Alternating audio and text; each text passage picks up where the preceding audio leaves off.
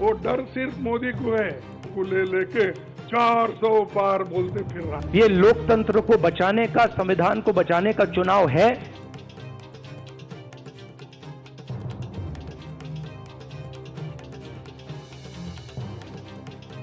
उसके पास ना देश हित में नीतियां हैं, ना ही राष्ट्र निर्माण का विजन। 24 के सियासी मंच पर एक पर्दा गिरा तो दूसरा उठा, एक उल्लास थमा तो दूसरा उल्लास जगा, एक रैली हुई तो दूसरा रथ चला, एक मुद्दा आकाश में उठा तो दूसरा फिर तना। और 24 के समर में मोदी ने एक और मुद्दे को धार दे दी। जिस मुस्लिम लीग के झंडे को लेकर सियासी हवा केरल में चली थी, उसी मुस्लिम लीग की बात कांग्रेस के मैनिफेस्टो में पीएम मोदी ने उतार दी। आपने देखा होगा कल कांग्रेस ने जिस तरह का घोषणा पत्र जारी किया है, उससे साबित हो गया है कि आज की कांग्रेस आज के भारत की आशाओं, आकांक्षाओं से पूरी तरह कट चुकी है। कांग्रेस के घोषणा पत्र में वही सोच झलकती है जो सोच आजादी के आंदोलन के समय मुस्लिम लीग में थी। अब सवाल ये है कि अनायास तो नहीं हो गया 24 के समर में मुस्लिम लीग का आना।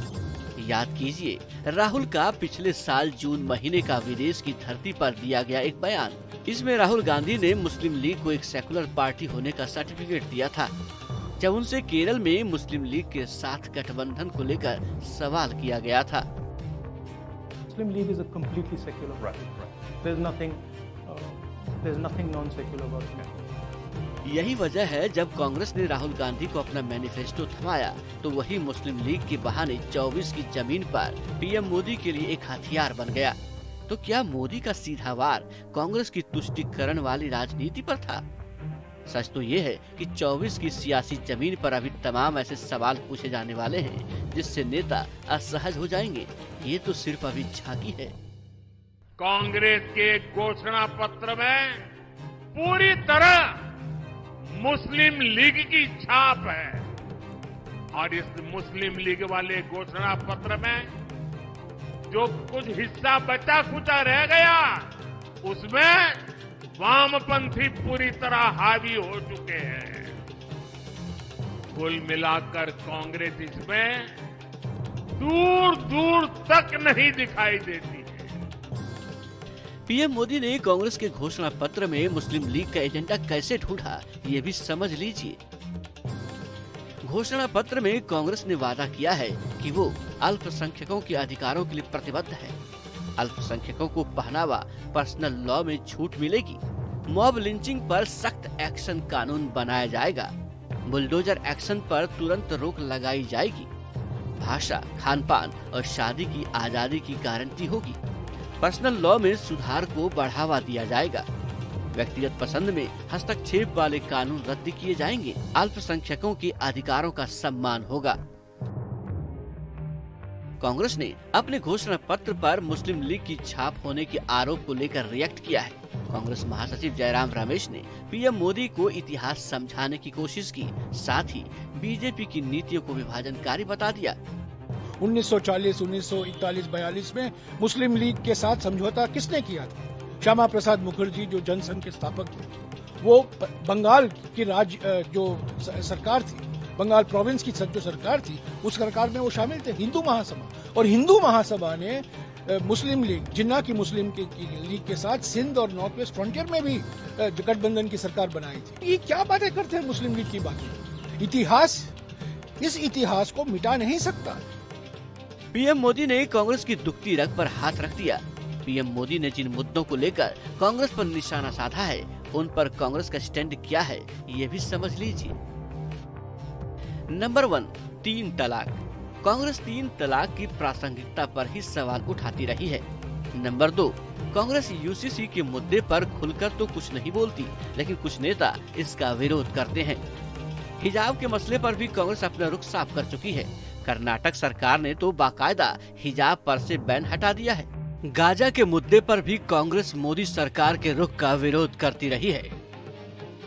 कांग्रेस पर बीजेपी हमेशा तुष्टीकरण की राजनीति का आरोप लगाती है, जबकि बीजेपी सबका साथ, सबका विकास, सबका विश्वास का नारा देती है।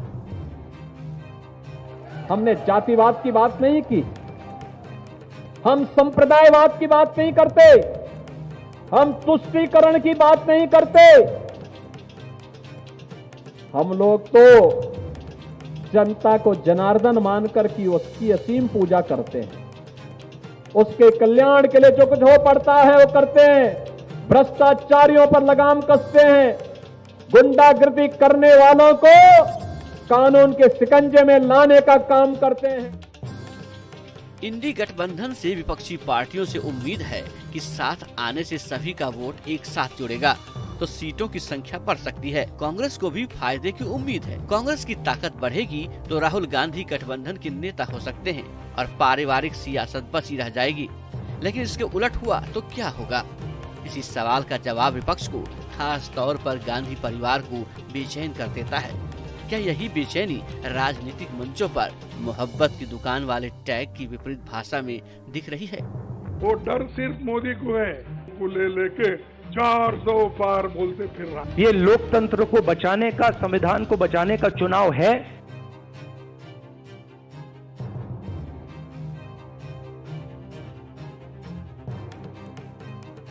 उसके पास ना देश हित में नीतियां हैं, ना ही राष्ट्र निर्माण का विजन।